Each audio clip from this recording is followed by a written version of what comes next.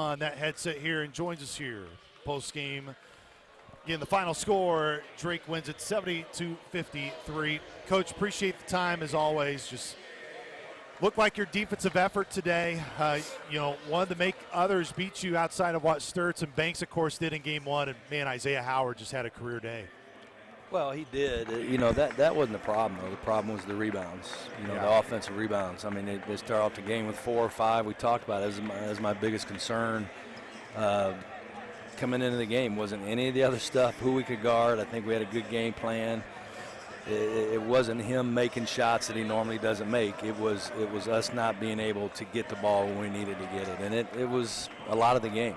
And at halftime they had 11 more shots than we did. You're down 11 points, 9 turnovers. They just physically beat us up. Even when they guarded us, they had us pushed out. They were just ready to go defensively, and they just beat us up. What do you make of the offensive rebounding, Coach? Because you guys have done a good job with that on the defensive rebounding side.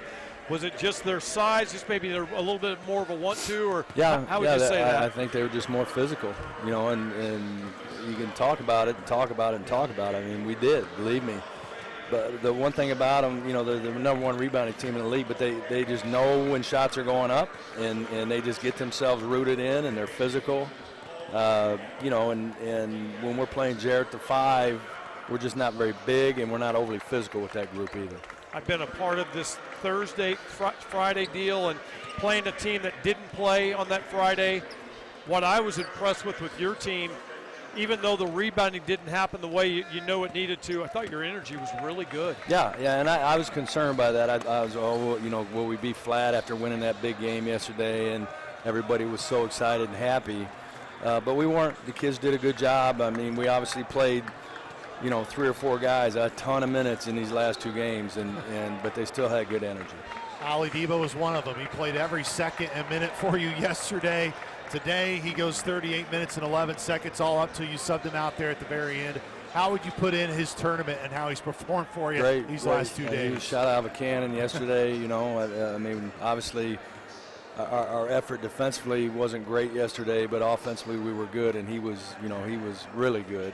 And I thought, Moo just carries a lot of the load. Like, he's usually guarding their best player, and he's having to score, and I think sometimes he feels like he's got to do, more. He just tries so hard, and sometimes when things aren't going well, it's like I got to do all this myself, and he carries a lot of the weight.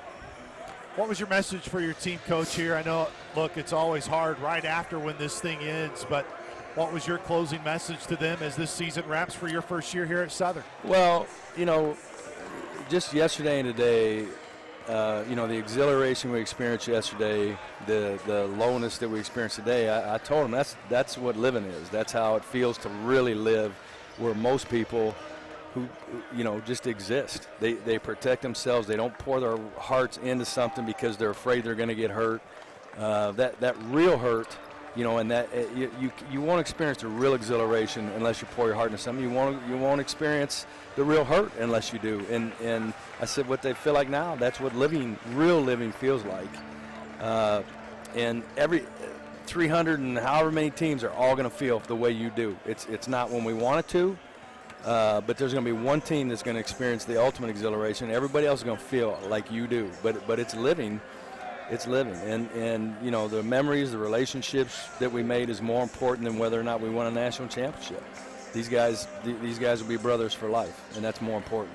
Coach, there's going to be plenty of time to look ahead and see what is coming next year, but I want to spend this time with you to again have the platform to speak on what Jarrett Hensley has meant to you personally this year, to say yes to you, to come back, and then what ultimately he did for you on the floor this year. Yeah, and I think, he obviously wishes he had another year. I mean, he didn't get much out of last year, and, he had to sit half the year. He wishes he had another year. But, I'm very thankful he came back, and I've talked to the team about this. I talked about senior night.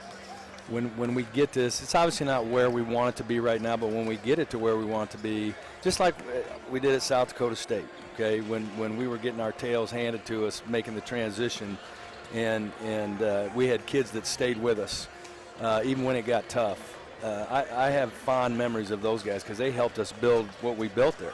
It's not necessarily the guys that went to the NCAA tournaments, the guys that helped us recruit the guys that stayed through the tough times.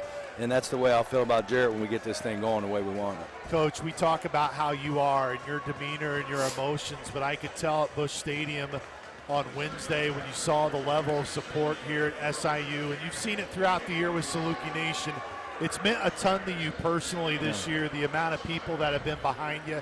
Just for our fans, for our last time to talk here officially on a game day, what do you want to say just to Saluki Nation, to what they meant to you this year and your message to them moving forward into the offseason? We had more of them come out today, which I expected would, but I love being involved with a program where, the people are so passionate, love basketball, want to see a winner.